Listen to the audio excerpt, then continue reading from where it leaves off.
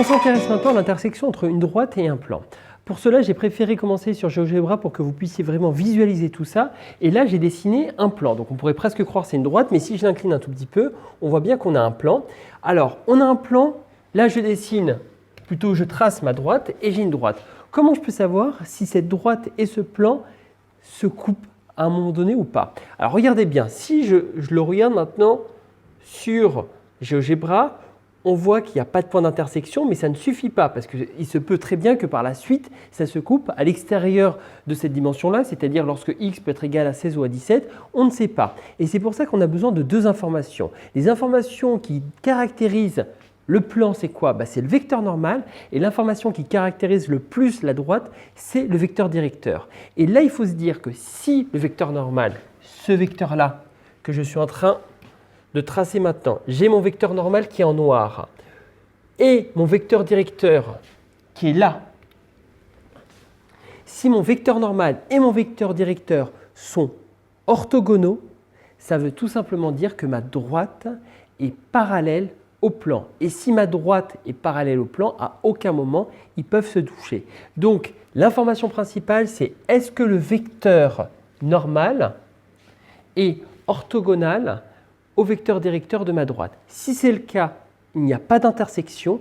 Et si le vecteur directeur et le vecteur normal au plan ne sont pas orthogonaux, c'est-à-dire si le produit scalaire est différent de 0, on pourra dire qu'il y a une intersection entre le plan et la droite. Et là, j'ai beau incliner, on voit bien qu'il y a bien une orthogonalité entre mon vecteur normal et mon vecteur directeur. J'ai pris bien sûr un deuxième exemple pour vous montrer qu'une droite et le plan peuvent être séquents. La preuve, là, en inclinant, on voit bien qu'on a un plan. Si maintenant je trace une droite, on voit bien que la droite et le plan sont séquents et sont séquents au point C que j'ai déterminé. Donc là, on voit bien qu'il y a une intersection entre mon plan et ma droite. Après cette petite animation, on va passer à un cas concret où on a l'équation d'un plan et le système d'équations paramétriques d'une droite. Et comme je vous l'ai dit, pour savoir si le plan et la droite se coupent, j'ai besoin du vecteur normal du plan et le vecteur directeur de la droite. Et comme je vous l'ai dit, si le vecteur directeur et le vecteur normal sont orthogonaux, il n'y aura pas d'intersection. Et s'ils ne sont pas orthogonaux, il y aura intersection. Et là, vous devez avoir en tête le produit scalaire. Donc on y va. Déjà, on va essayer d'extraire le vecteur normal et le vecteur directeur. C'est pour ça que je vous avais fait un petit rappel. On sait que dans un plan, le vecteur normal ABC se trouve devant le X, devant le Y et devant le Z. Donc moi, mon vecteur normal ici va s'écrire comment? 2, moins 1, 3. Et ça, c'est le vecteur normal AP. Maintenant, il se situe où le vecteur directeur? Comment je peux extraire le vecteur directeur? On sait qu'un vecteur directeur, les coordonnées du vecteur directeur se trouvent à côté du T. Donc là, j'ai quoi comme vecteur directeur? Donc le vecteur directeur, c'est 1, 1 et 2. Donc ça, c'est le vecteur directeur de D. J'ai toutes les informations. Maintenant, je dois absolument calculer le produit scalaire. Donc, calculons le produit scalaire, calculons le produit scalaire.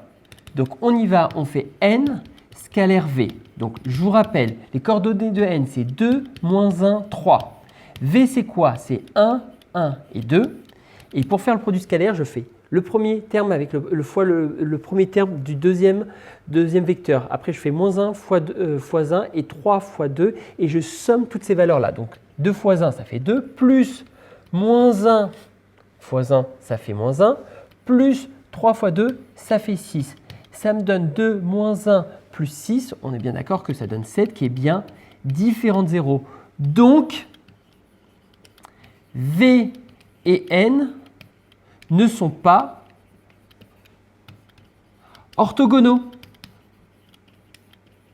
Et qu'est-ce que ça veut dire?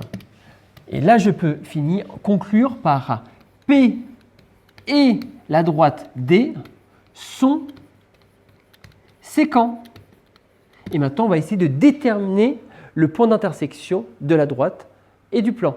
Maintenant qu'on sait que le plan et la droite son séquent en un point que j'ai noté I. On va essayer maintenant de déterminer ce point I. Pour déterminer ce point I, j'ai besoin des informations que j'ai sur la droite et sur le plan. Et c'est pour ça que la rédaction doit être très précise. On écrit, notons I, le point d'intersection entre la droite D et le plan P. Et on est bien d'accord que I, il est en même temps sur la droite, il est en même temps sur le plan. Sur la droite, ça veut dire quoi? Pour un T précis, on sait que XI va être égal à moins 2 plus T, YI va être égal à 1 plus T et ZI va être égal à 2T, puisque on sait que I est sur la droite. Et en même temps, on sait que I est sur le plan. Ça veut dire quoi? Donc, 2XI moins YI plus 3ZI moins 2 est égal à 0. Et bien maintenant, j'ai du XI des deux côtés, j'ai du YI des deux côtés, j'ai du ZI de deux côtés. Donc, qu'est-ce que je vais faire? Je vais remplacer ce XI à l'intérieur, c'est-à-dire je vais remplacer la valeur de XI par moins 2 plus T ici. Pareil pour YI et pareil pour ZI. Donc, on y va. Remplaçons les coordonnées de I dans le plan. Donc on y va. Ça fait quoi? Ça fait 2 facteurs de moins 2 plus T moins 1 plus T plus 3 facteurs de 2T moins 2 est égal à 0. Je développe, ça fait moins 4T.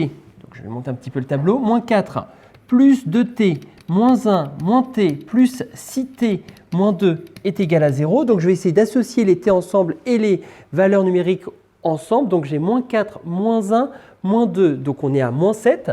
Donc ça fait moins 7. 2 moins 1 plus 6, ça fait aussi plus 7T qui est égal à 0. Donc j'ai 7T qui est égal à 7. T est égal à 1. J'ai déterminé la valeur de T. Et en déterminant la valeur de T, je peux maintenant déterminer les coordonnées de I. Pourquoi?